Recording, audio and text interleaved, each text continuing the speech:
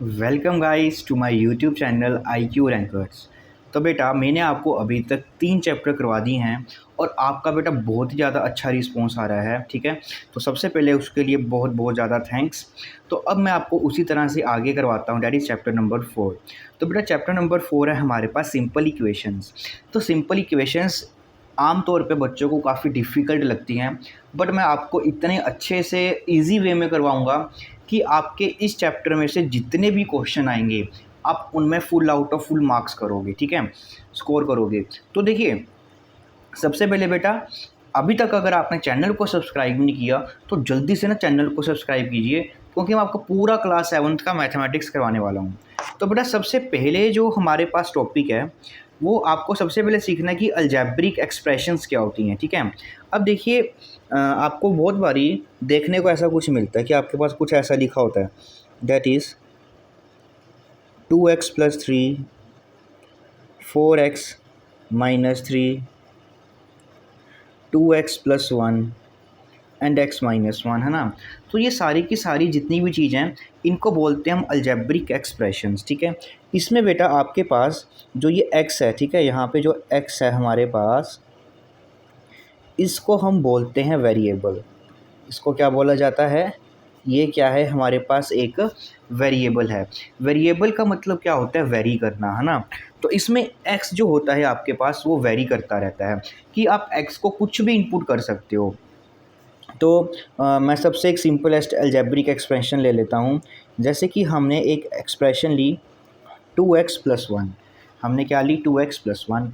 अब जैसे जैसे मैं x को चेंज करता रहूँगा तो बच्चों इसकी जो ये अलजेब्रिक एक्सप्रेशन है ना, इसकी भी वैल्यू आपकी वैसे ही चेंज होती रहेगी। मैं आपको करके दिखाता हूँ। ठीक है, जब मैंने x को यहाँ पे 1 रखा तो देखिए ये आपको आना चाहिए ना, इसकी वैल्यूज़ कैसे सोल्व करते हैं। तो x को मैंने 1 रखा, तो जहाँ पे भी x है तो आपने उसकी जगह क्या इनपुट कर देना है? 1 कर देना है। और इसको सिंप्लीफाई कीजिए, और इसको सिंप्लीफाई जब हमने किया तो हमारे पास आया 3। अब देखिए, जब मैं x को 0 इनपुट करूँगा तो हमारे पास कितना आया? 1 आ गया। ठीक, अब x को अगर मैं -1 इनपुट करता हूँ तो ये -2 + 1 हमारे पास -1 आ जाएगा। इसी तरह से आप x को 2 इनपुट करेंगे, आप x की वैल्यू को कुछ भी इनपुट कर सकते हो तो 5 आ जाएगा। तो हमने ये चीज़ नोटिस की कि जैसे जैसे हम x की वैल्यूज़ को चेंज करते रहते हैं, जो हमारे पास ये अलजेब्रिक एक्सप्रेशंस होती हैं इनकी भी वैल्यूज़ क्या होती रहती है? चेंज होती रहती हैं। ठीक है, तो ये बेसिकली इसकी जो वैल्यू होगी डिपेंडिंग ऑन x वो आपके पास वेरी करती रहती है। तो इनको ही बोला जाता है अलजेब्रिक एक्सप्रेशंस। यहाँ पे सबसे इम्पोर्टेंट सीखने वाली बात क्या है कि आपको ये x की वैल्यूज़ सब्स्टिट्यूट करके इनकी वैल्यूज़ निकालनी आनी चाहिए। ठीक है, तो ये होती है बच्चों हमारे पास अलजेब्रिक एक्सप्रेशंस। तो बच्चों अगला जो टॉपिक है हमारे पास वो है इक्वेशंस। तो इक्वेशंस का मतलब आपको समझ में आना चाहिए। ठीक है, यहाँ पे बेटा इक्वेशन है, इक्वेशन का मतलब यहाँ पे इक्वेशन, तो यहाँ पे ये वर्ड लिया गया है इक्वल टू से, है ना। तो मतलब कि जब भी आपके पास इक्वेशन होगी तो आपको उसमें क्या दिखेगा? एक इक्वल टू का साइन दिखेगा। अब फॉर एग्जांपल के लिए देखिए, अब आपको ना इस इक्वेशन को रीड करना आना चाहिए, सबसे इम्पोर्टेंट। जैसे मान लीजिए मैंने ये लिखा 2x+1 = 3। तो अब आपको ना इसका मीनिंग समझ में आना चाहिए। तो बेटा इसका मीनिंग क्या है? सबसे इम्पोर्टेंट बात कि हमारे को इसका मीनिंग समझ में आना चाहिए कि ये लिखा क्या हुआ है। ठीक है, ये लिखा हुआ है कि आपको ऐसे x की वैल्यूज़ निकालनी है, आपको ऐसे x की वैल्यूज़ चाहिए कि जब मैं इसमें वो इनपुट करूं, जब मैं इसमें वो x की वैल्यू सब्स्टिट्यूट करूं तो मेरे पास आंसर कितना आए? 3 आए, है ना। तो मैं यहाँ पे लिखता हूँ दैट इज़, इसका मतलब क्या है? वी नीड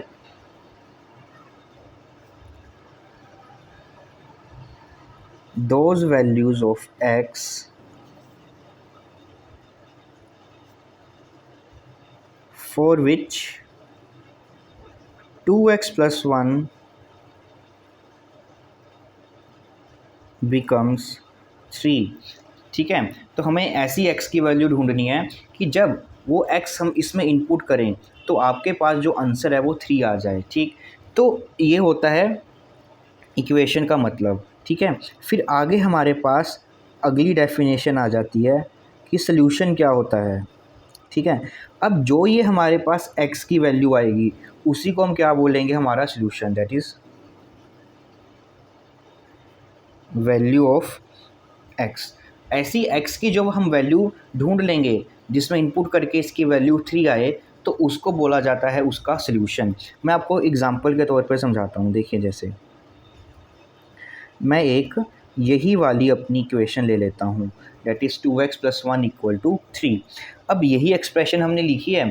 अब आपने देखना है कि x में क्या इनपुट करके 3 आ रहा है यहाँ पे। तो यहाँ पे देखिए ये 3 आ रहा है, मतलब x = 1।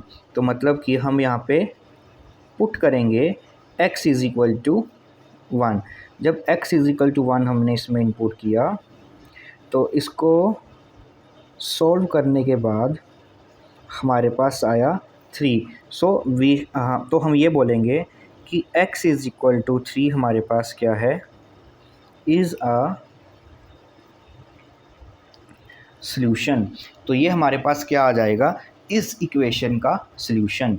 एक दो एग्जांपल मैं आपको और करवाता हूँ इक्वेशन पे ऊपर, ठीक है, जिससे आपको अच्छे से समझ में आ जाएगा कि इक्वेशन का मतलब क्या होता है और उसके सल्यूशन का मतलब क्या होता है।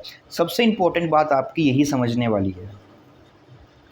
अब जैसे बच्चों हमने इक्वेशन लिखी हुई है, सबसे पहले आपको रीड करना आना चाहिए। क्या कह रहा है कि हमें ऐसे x की वैल्यू चाहिए कि जब हम उसमें x की वैल्यू सब्स्टिट्यूट करें और हमारे पास आंसर कितना आना चाहिए, 3 आना चाहिए, ठीक है। तो इसका मतलब ये हुआ। तो आप खुद से सोचिए कि आप x को ऐसा क्या रखें कि जब उसमें 1 इनपुट करें, उसमें 1 हम ऐड करें कि आंसर आपके पास 3 आ जाए। तो हमारे को सोचने में पता चल रहा है कि हम x को 2 पुट कर देखते हैं, ठीक है। तो ये होती है हमारी इक्वेशन की लेफ़्ट हैंड साइड। तो वो क्या है, x + 1।